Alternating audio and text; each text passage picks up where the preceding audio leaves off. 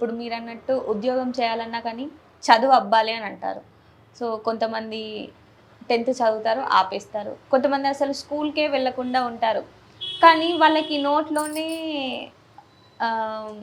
లెక్కలేయడం కానివ్వండి, అవన్నీ కూడా ఏదైనా వెంటనే చెప్పేస్తూ ఉంటారు. అంటే సరస్వతి ఉన్న చోట లక్ష్మి ఉండదు, లక్ష్మి ఉన్న చోట సరస్వతి ఉండదు అని అంటారు.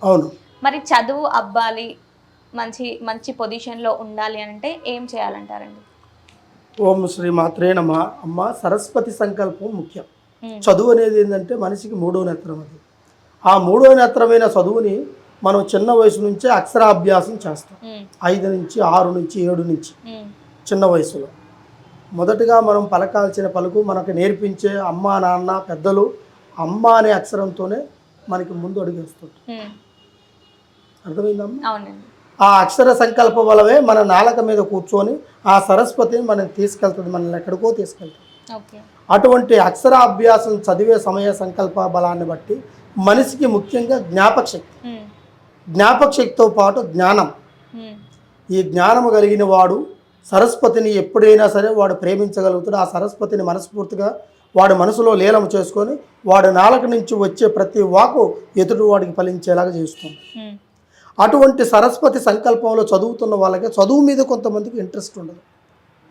అంటే వాళ్ళ మాటలే ఎక్కువ ఉంటాయి తప్ప చదువులు పెద్దగా ఉండవు. చదివేవాడు మాట్లాడడు ఎక్కువ, ఎందుకంటే వాడి మనసులోనే ఆలోచన ఎక్కువగా ఉంటుంది.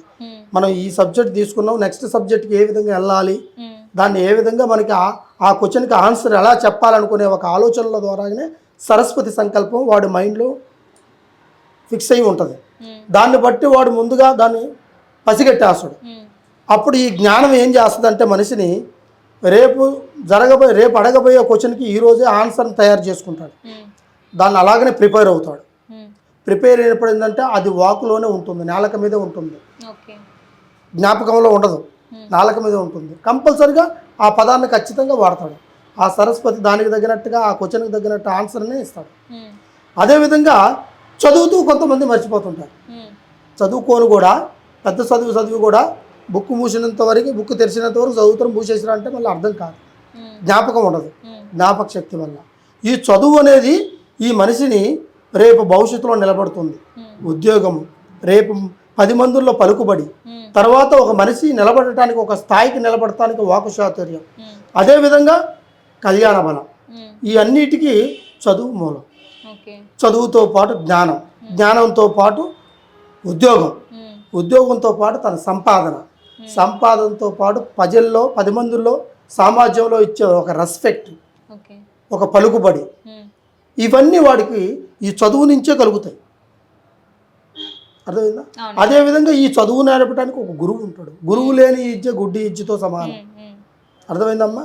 అయినా సరే చదువు లేకుండా కూడా కొంతమంది జ్ఞానోదయంతో ప్రయత్నిస్తుంటాడు.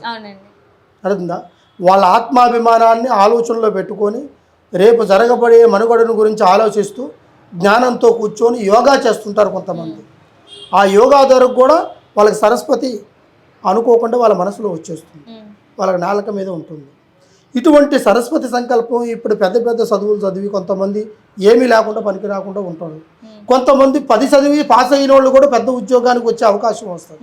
అటువంటి అందులో డిపార్ట్మెంట్, హోమ్ డిపార్ట్మెంట్ కావచ్చు, లేకుంటే మనకి రెవెన్యూ డిపార్ట్మెంట్ కావచ్చు, లేకుంటే పెద్ద పెద్ద డిపార్ట్మెంట్లలో వీళ్ళు తక్కువ చదువుతూనే ఉంటారు. వాళ్ళు అంటే వాళ్ళు ఒక ఆలోచన, జ్ఞాపక శక్తి, వాళ్ళ తెలివితేటల ద్వారానే ఆ ఉద్యోగాన్ని సాధించగలుగుతారు, దాంట్లో నిలబడి సంపాదించగలుగుతారు. అదే ఆ చదువు లేకపోయినా కూడా ఈ విధంగా చేస్తున్నారు. చదువు ఉంటే ఇంకా ప్రమోషన్లు పెరుగుతాయి వాళ్ళకి. ఈ విధంగా కొంతమందికి రొటేషన్ ఆ చదువు ద్వారా తెలుసుకోవచ్చు. చదువు మనిషికి మూడో సంకల్పమైన నేత్రమైన బలం అది. కాబట్టి ఆ చదువును మనం నిలబెట్టుకోవాలంటే మనిషి ఏకాగ్రత కావాలి, కాన్ఫిడెన్స్ దాని మీద పెడితేనే మనం చదవగలుగుతాం. ఇవాళ ఉందిలే రేపు చదువుదాంలే అనుకునే ఆలోచన పెట్టుకున్నామంటే దాన్ని చదవలేరు. అది 10వ తరగతి పాస్ అవ్వాలనుకున్నవాడు కూడా కాలేడు. ఇప్పుడు 10వ తరగతి పాస్ కావడం అంటే డిగ్రీ పాస్ అయినంత విలువ. అమ్మా, డిగ్రీనైనా మనం చేయొచ్చు, 10వ తరగతి పాస్ కావడం చాలా కష్టం. ఎందుకంటే దాంట్లోనే కఠినమైనది ఉంటాయి. ఇప్పుడు మనం చదువుకునే ఒక పదానికి ముందు, ఈ అక్షరాభ్యాసానికి ముందు మనకి పెదబాల శిక్ష ఉంది. పెదబాల శిక్ష నుంచే మనకి చదువు అనేది ముందుకు వచ్చింది. దాని తర్వాతనే ఒక తెలుగు మీడియం, ఇంగ్లీష్ మీడియం ఇవన్నీ మనకి ఒక్కొక్కటి సబ్జెక్టు వచ్చింది. ఈ పెదబాల శిక్ష మనిషి జీవితాన్ని గుర్తిస్తుంది, వాడి మనసులో ఉన్న మనుగడకి సాధించడానికి మంచి వాక్క్షేత్రాన్ని ఇస్తుంది. ఆ విధంగా అప్పట్లో, ఇప్పుడు పెదబాల శిక్ష ఎవరు చదవడం లేదు కదా, డైరెక్ట్గా అంతా చదువు, స్కూల్కి వెళ్ళిపోవడం, చదవడం. అదేవిధంగా ఆ చదువు అనేది జ్ఞానంతో సమానమైన సంకల్పమైన బలాన్ని సమకూర్చుకొని, ఆ చదువు లేని వాళ్ళకు కూడా చదువుకోకుండా కొంతమంది మొండికేసి కూర్చుంటారు. చదువుతూనే నేను స్కూల్కి పోను అనుకుని కూర్చుంటాను. అలాంటి వాళ్ళకు కూడా మనం చేయాల్సిన పద్ధతి ప్రకారం చేస్తే వాళ్ళ మైండ్ రీడింగ్ని మార్చాలి. అప్పుడే వాడు చదువు మీద జ్ఞాపక శక్తిని, ఏకాగ్రతని పెంచుకోగలుగుతారు. ఆ ఏకాగ్రత పెరిగినప్పుడే దాని మీద కాన్ఫిడెన్స్, ఖచ్చితంగా దాన్ని నేను చదవగలుగుతామని ఒక పట్టుదల వాడికి వస్తుంది. అప్పుడే వాడు దాన్ని సాధించగలుగుతాడమ్మా. ఎటువంటి ప్రాబ్లం ఉన్నా కూడా, ఎటువంటి చదువు లేకోకుండా ఉన్న వాళ్ళు కానీ, చదువుతో దాని జ్ఞాపక శక్తి లేకుండా ఉన్న వాళ్ళకి కానీ, చదువు మీద ఇంట్రెస్ట్ లేకుండా స్కూల్కి పోకుండా ఉన్న వాళ్ళకి కానీ, కాలేజీకి పోకుండా ఉన్న వాళ్ళకి కానీ మనం ఎటువంటి పరిష్కారాన్ని మనం చేయగలుగుతాం. కంపల్సరిగా ఒకసారి మమ్మల్ని సంప్రదిస్తే చాలు. సర్వే జనా సుఖినో భవంతు.